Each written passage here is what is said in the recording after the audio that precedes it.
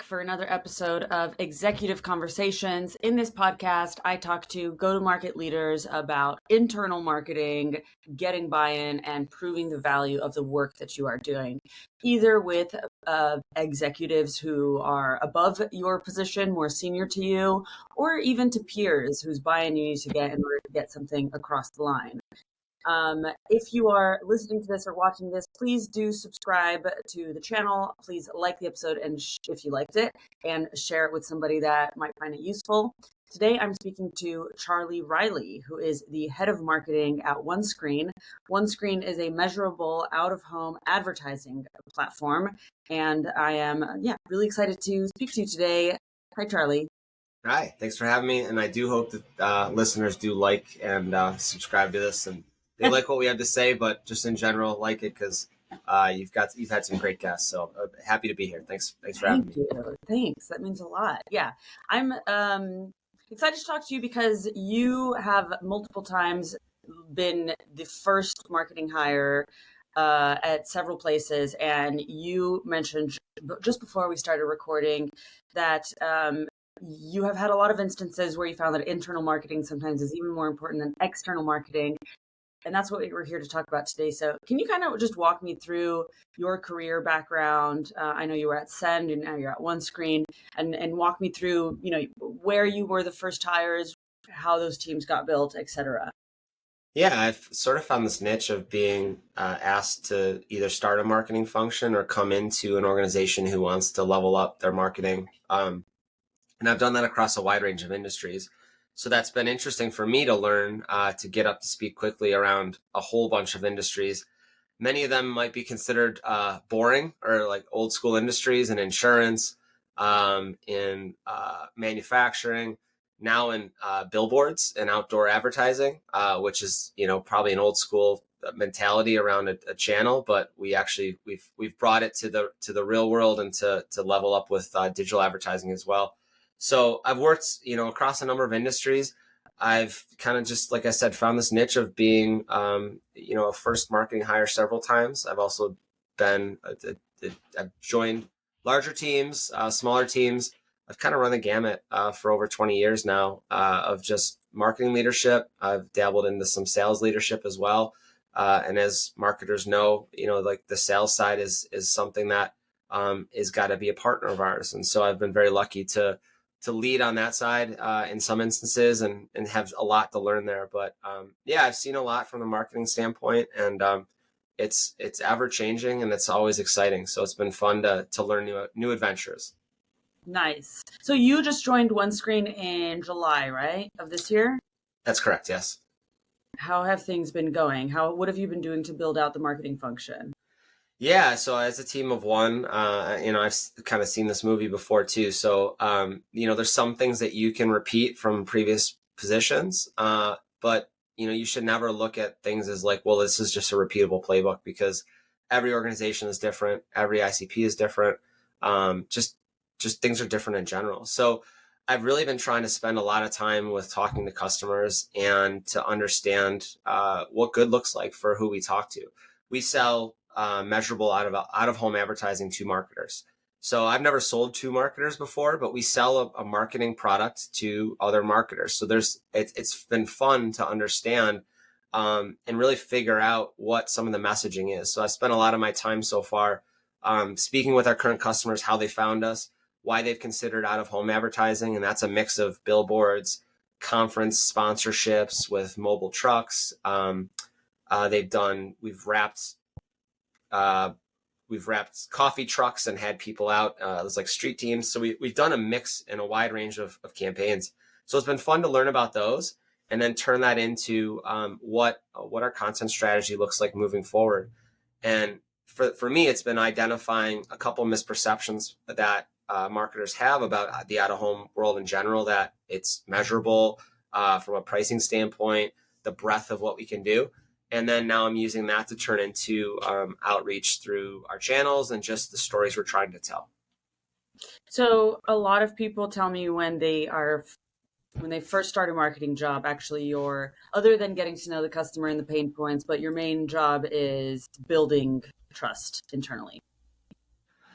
Yeah, I think marketers marketers have to build trust, and I think it's been interesting for me to one. I have to build trust with my peers. I have to build trust with our CEO. I have to build trust with our board. Um, but I'm also learning that I've sat in the seat before of who we're trying to sell to, and we have to build trust with them in why they have to consider maybe a new channel if they haven't utilized. So trust is paramount, and for my role, I think one thing that as a new marketing leader, I think one thing that you have to do is really understand where other people are coming from across the team, um, because we're all operating our own on our skill sets and functions, and so sales cares about like they have their own motivations and goals. Finance has their own motivations and goals, and so how you talk about marketing, you have to understand the aptitude and just the level of understanding of what everyone else thinks marketing is. Everyone has a perception of what good marketing looks like or is, um, and that's okay. Everyone should have an opinion, but you're hired for a reason. You have an expertise for a reason, and so it's good to take that insight and feedback, but that helps you craft how you communicate back and forth with other departments, because at the end of the day, your job is to help them get better at what they do, and how you communicate that to them is very important. And so yes, there does need to be a level of trust around, um, I'm going to listen, I care about what you care about, and here's how we're going to accomplish that together. Mhm. So when you joined, do you already have like personas? Like, okay, the CFO thinks like this is the goal of the sales person, or do you go and get to know them each personally and find out, or like what did you do? Yeah, I mean, you could go into a situation and have preconceived notions. That could be dangerous, because I've learned in my life and my career that when you perceive something and just think it's one way, it usually surprisingly isn't in a good way. I think you learn that that's the case. So I came in with eyes wide open. Of course, there's going to be like maybe functional perceptions of how they interact with marketing, but we're a small team, so I think that's easier for me to be able to spend time Mhm. personally with others to really feel out what they think marketing is. I've also had some really different experiences with that in the past, and I've learned from those. I've worked in some environments where those perceptions have been reality, that marketing is just here to make pretty pictures and maybe you know run events or something like that, or be on beck and call for the entire sales team, and you're just there like gopher. And that doesn't really work. I think nowadays, go to market includes sales and marketing working very closely together. It also includes customer service or customer support.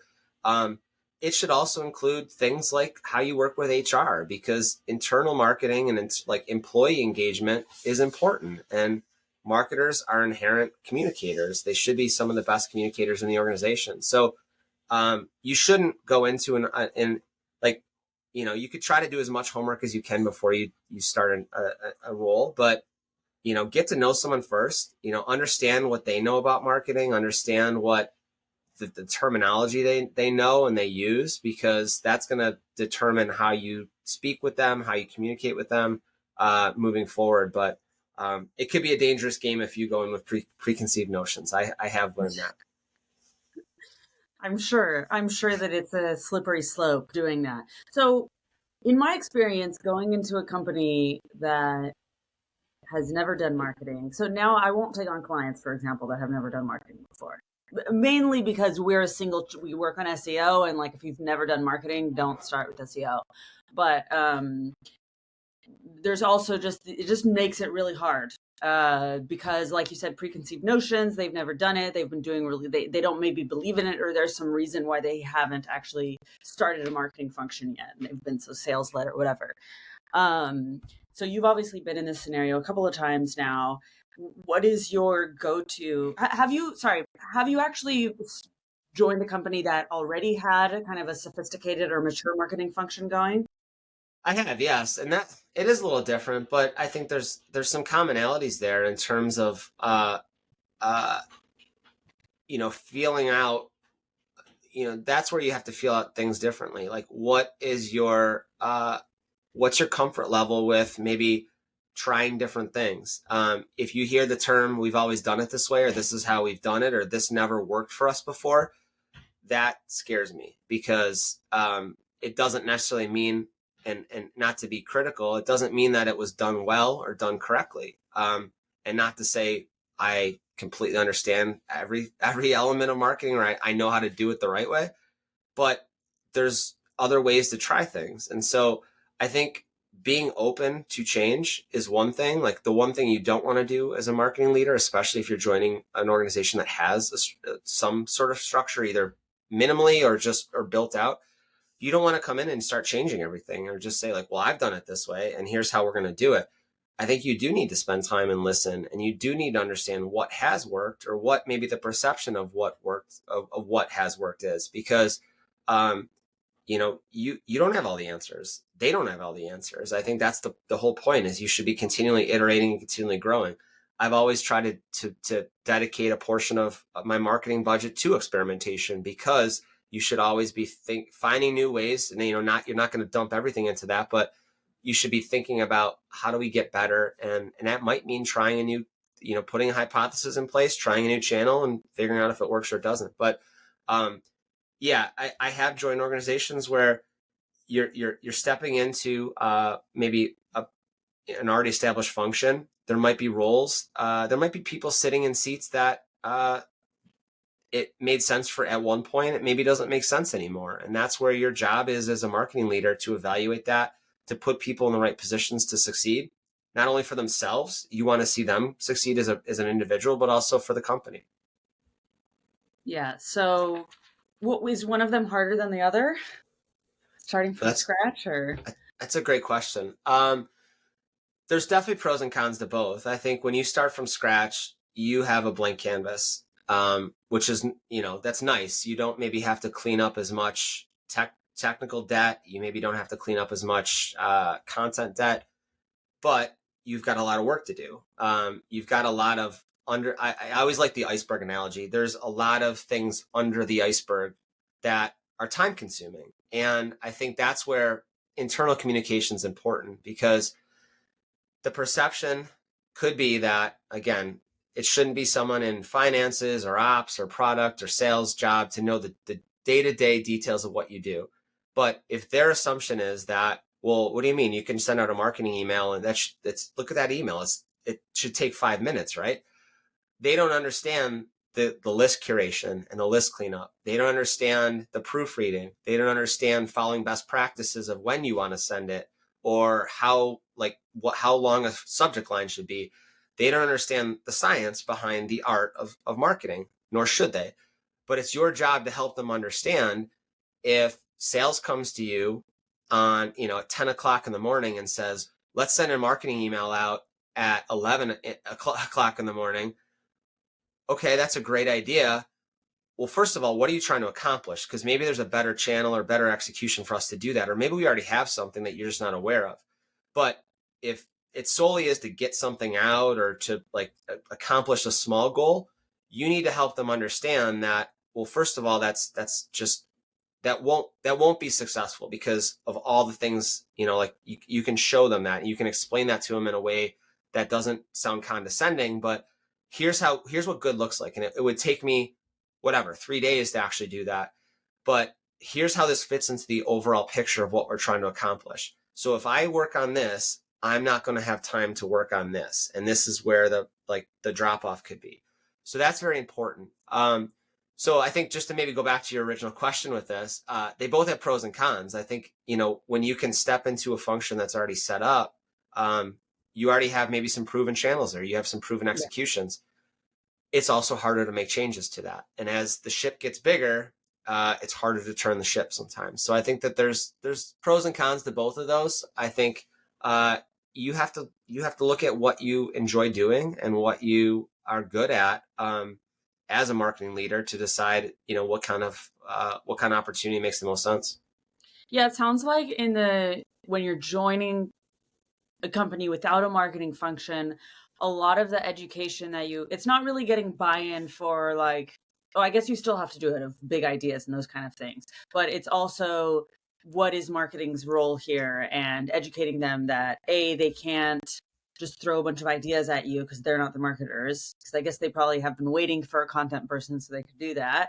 And then B, educating them about your time, your resources, how they can balance that. And then so there's that whole part of the pie that you have to balance, as well as also getting buy-in for what you are trying to do. Because what are they trying to do and what are you trying to do? Yeah, and that's where there needs to be alignment with sales, with customer support, with finance around budgets. But you can't be, especially as a team of one, you cannot be good at everything. I've no one's a unicorn.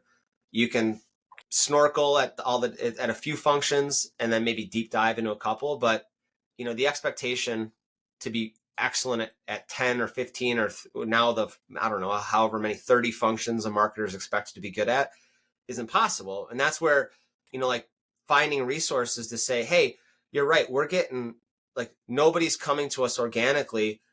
We're not, people that are actively searching for our solution are not finding us. We need SEO support. Like that's where you could say, what's the cost benefit analysis here? I could work on this, but an expert is much better at that. And that frees up my time to work on these three things that I'm better at. So you have to frame the story in a sense of like, how does this help the organization? So I think it's one of those things where you have to understand what's important to sales. How are they measured?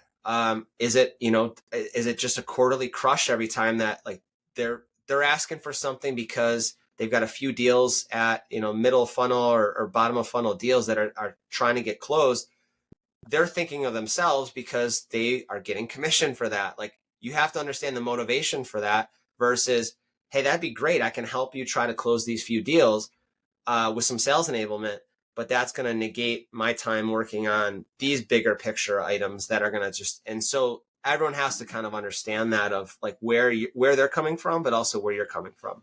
Yeah, that's what I was going to say, because when you first start joining the company, you're like, I want to get on the good side of sales. So I want to do things that's going to help them. And they're like, oh, great. Here, I have this list of things for you to do. So you kind of are tempted to be like, yeah, I want to make them happy and do those things. But actually, you kind of have to say no if they're things that aren't going to help you directly actually grow.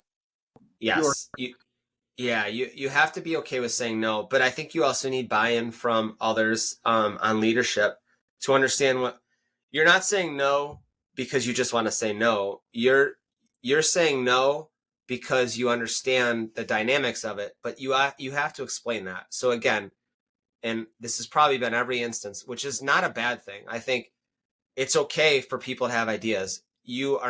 Marketing's function should not be the only one that comes up with great ideas. That's just, I've had awesome campaign ideas come from people in like accounting. Like it's just, there's a balance there though of listening and then taking action. And, you can be respectful about, hey, that's a great idea.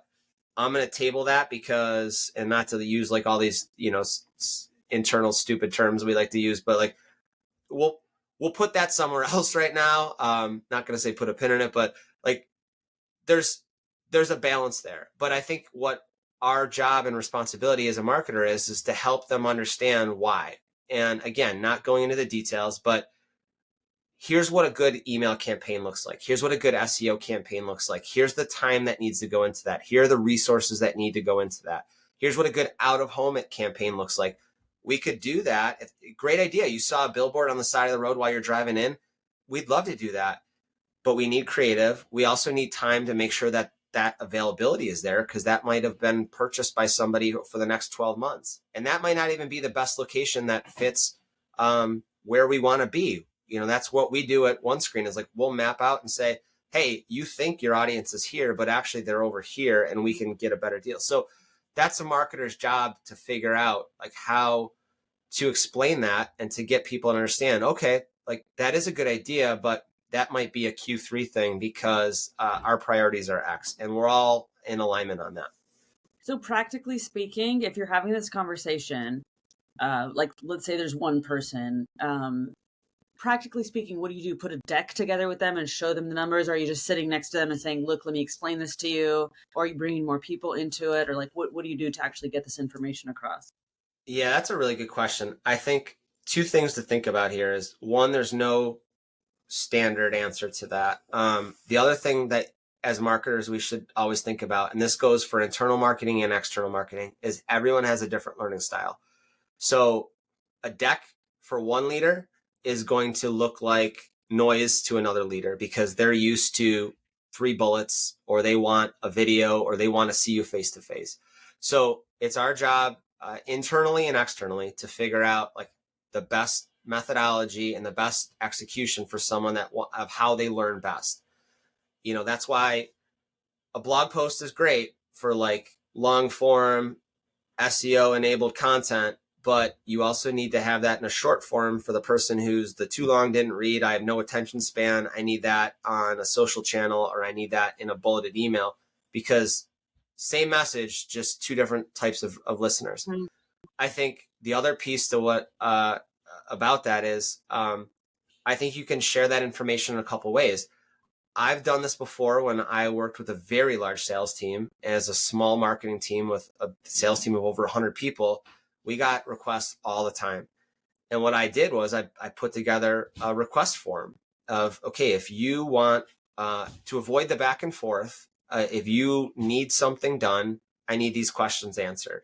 And then I will go back and then like I might have some follow-up questions, or I might like then I have the context to be able to say, yeah, this sounds great. We'll get this done in 3 or 4 days, or no, we can't do this, but here's why. But it eliminated over time. It wasn't instantaneous, and there's always pushback, and there's always like all these, everyone's got a red flag, but it helped over time for people to realize I need to plan ahead and think about this. So from a sales standpoint, that helps because it's not reactionary, it's proactiveness. And it also trained the sales team over time. If I'm asking for this, it's going to take this long. So that took some time. That was not easy to do, but that definitely took some time to build that muscle of here's how long things take.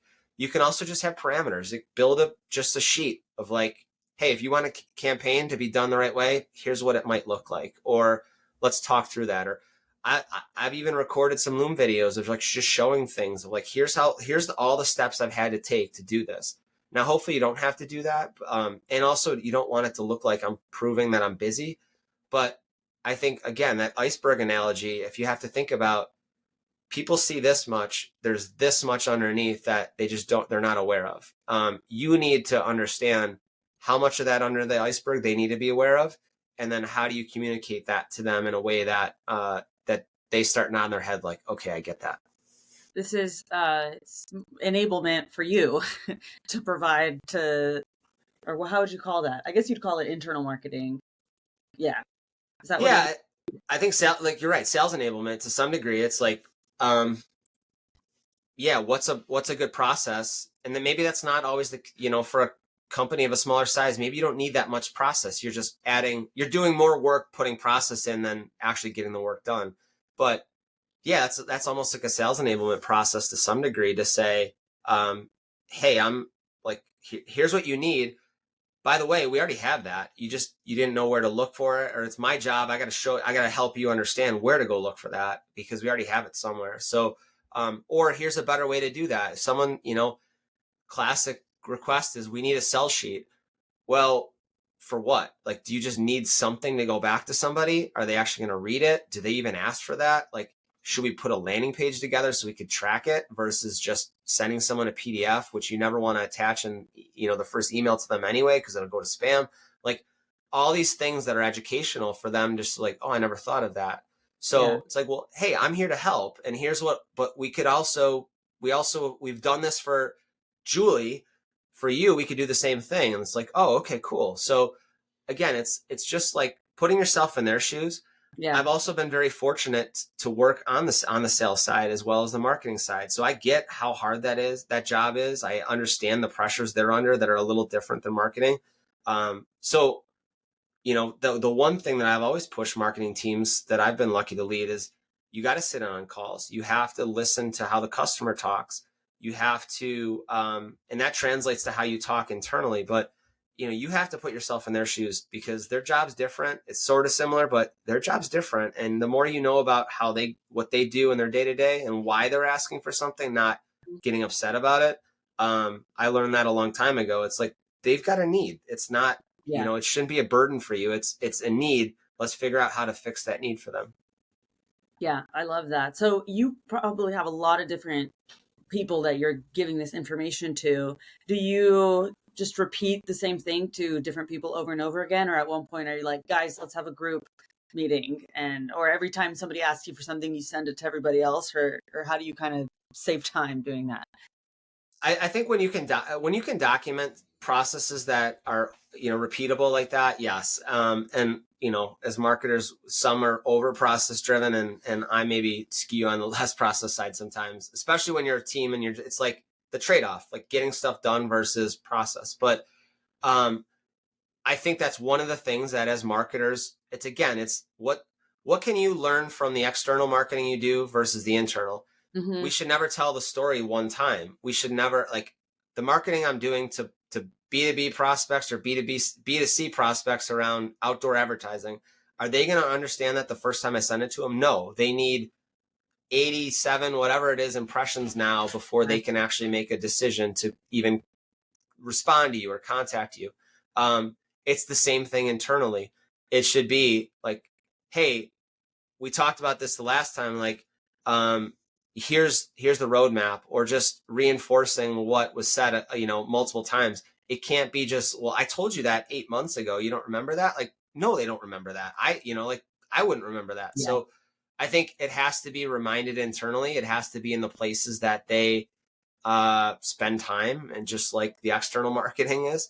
And there's subtle ways that you can reinforce that. You don't have to be a jerk about it. I think that's the other thing is like, hey, this is a good learning opportunity. But there's also, you brought up a really good point. Maybe at some point it's like, let's bring everyone together for a quick meeting and just talk through this so that it's a one-to-many approach versus a one-to-one all the time. No, I think that's really true, and that's something me and my team say all the time is you have to repeat information. Everybody's got their own concerns.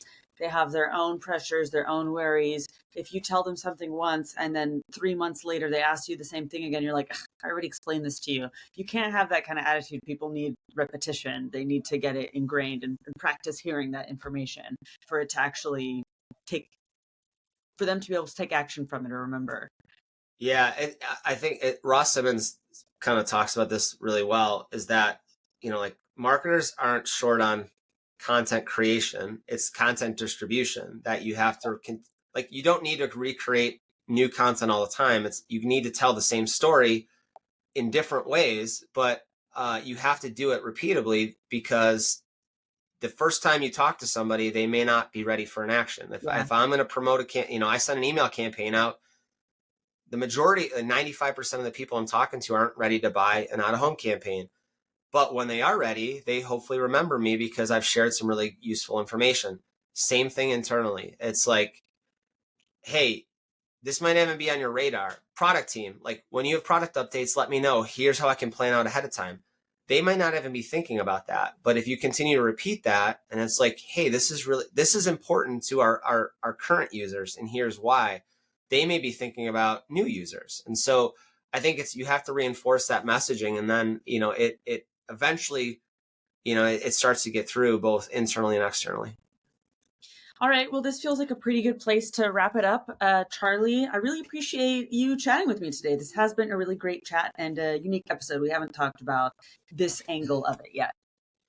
Yeah, thanks for having me. This has been, I think it's something for marketers that you have to think about the terminology you use. Like, we love acronyms. I think even internally, don't assume that other departments understand the acronyms you use in marketing. Like, Yeah. most people don't want to stop you and ask, what does that mean? They're just going to nod their head and, like, and okay, they understand, but they Yeah. don't understand it, and that loses credibility for you as a marketer. So, yeah, I think it's a great topic. Thanks for having me. I really appreciate the conversation and the questions.